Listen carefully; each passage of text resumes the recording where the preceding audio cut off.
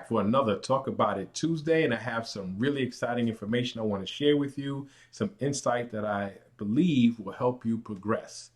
So, I've been doing consulting for a very long time, actually since 2004, and I've worked with a lot of people, I've observed a lot of people, and people have certain patterns, and there's certain indicators that let me know the likelihood of someone succeeding or crashing and burning. And there's a definite pattern amongst those who crash and burn. So I want to share something with you so you can kind of avoid that type of situation. So I find that there are two types of people that crash and burn the most. One group of people are those that are extremely desperate in their situation. They're extremely desperate to succeed. They're on the verge of disaster, of a catastrophic failure. They're on the verge of being not able to come back. And the other group, surprisingly to most people, are people that are really, really, really smart. Really, really, really smart people tend to crash and burn as well. So I'm going to address both of those types of people, and I'll tell you exactly why they tend to crash and burn. So the really, really desperate people, there are a few things that make them crash and burn, but primarily you'll have a situation where time is not on their side. And when you don't have time on your side, it forces you to make decisions that are not necessarily the best decisions. See, in order to be successful and make the best decisions, you have to have the freedom of time. So let me explain that further. People always ask me, say, Haru, what's your day like? And I tell them, before I get out of bed, I read for an hour. Once I get out of the bed, I walk for 4 to 5 miles. And they say, what do you do when you walk? I think. So I stimulate my brain with new information. Then I walk and I think for another hour and a half or so. Then what do you do? After that, I'll go in the office. What do you do in the office? Well, most of the time I'm thinking. So I spend a good portion of my day thinking and talking. So I have a good business partner, a good friend and business partner of mine, Augustine. Some of you know him. And his office is next to my office, which some people think is disastrous because most of the time you'll see both of us stop whatever we're doing, and he'll either come into my office or I'll come in his office, and we'll start talking, and we'll talk for 2 hours, sometimes 3 hours, nonstop. But we're not talking about frivolous things. Sometimes we'll come up with an idea. We'll talk about politics. We'll talk about economics. We'll talk about a business idea. We'll talk about science. We'll talk about sociology. We'll talk about the way people think. We'll talk about how things integrate. We'll talk and talk and talk and talk. And sometimes we'll come up with a new idea, a new concept. Sometimes we'll come up with a new business idea, something we want to explore. But a lot of times it's just fleshing out ideas. It's just really analyzing our own thoughts and seeing how things gel and bouncing things off of other people. And both of us have been extremely successful over the years. And I have to attribute a lot of that to our ability to think and to talk and to analyze. See, to be successful, you have to have the freedom to be able to explore ideas. You have to have the freedom to test your ideas, even test the most minute variables of your plans. You have to have the freedom to be able to make a mistake. You have to have the freedom to be able to change course if you want to or need to. You have to have the freedom and the luxury to be able to challenge your own core beliefs. And to be able to do that requires time.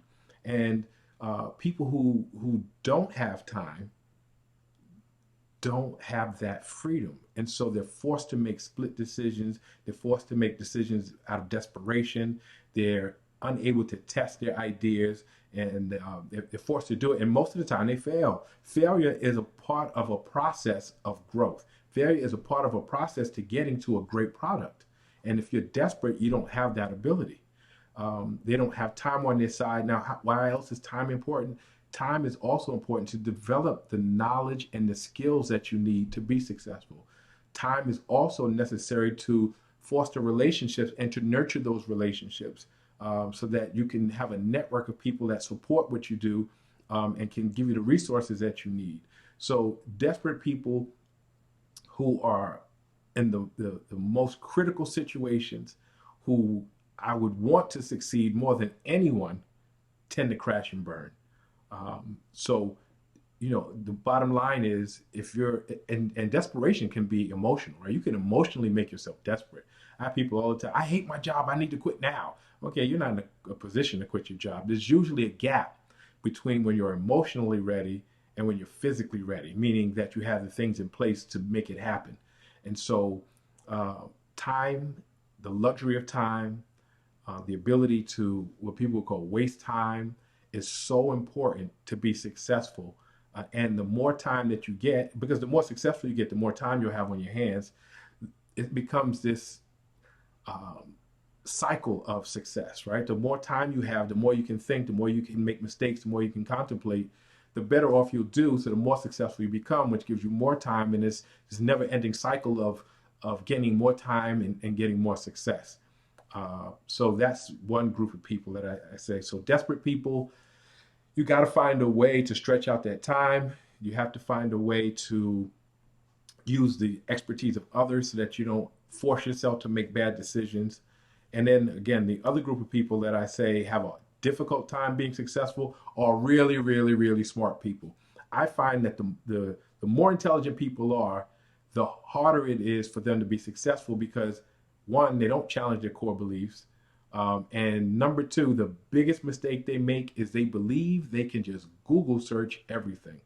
So I get on my students every time I say you have to research something, and they say, "Oh, Google search." No, Google search is not research.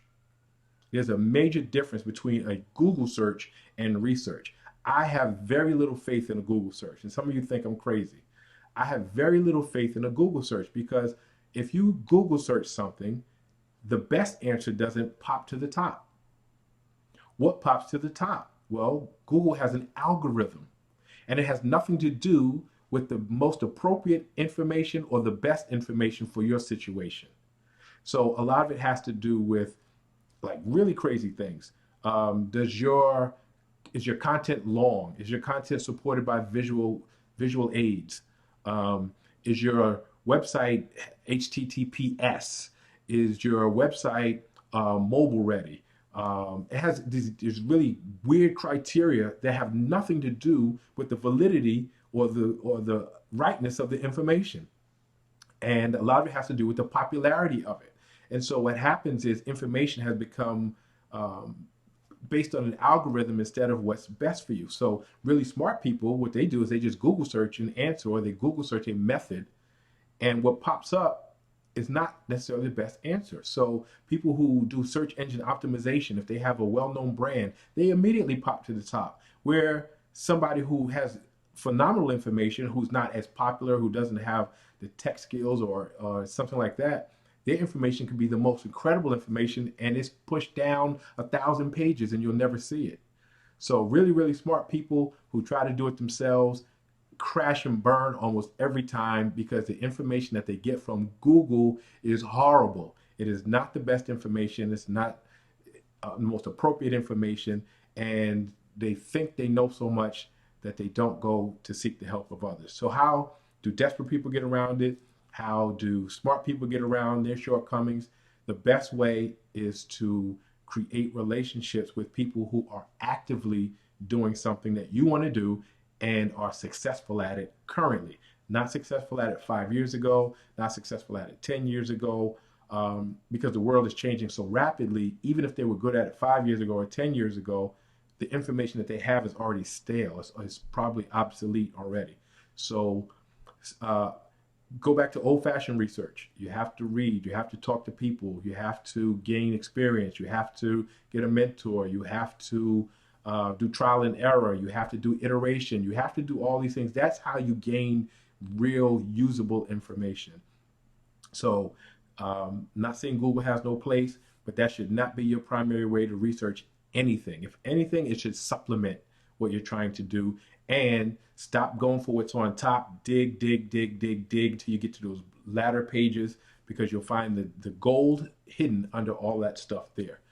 Smart people, stop outsmarting yourself.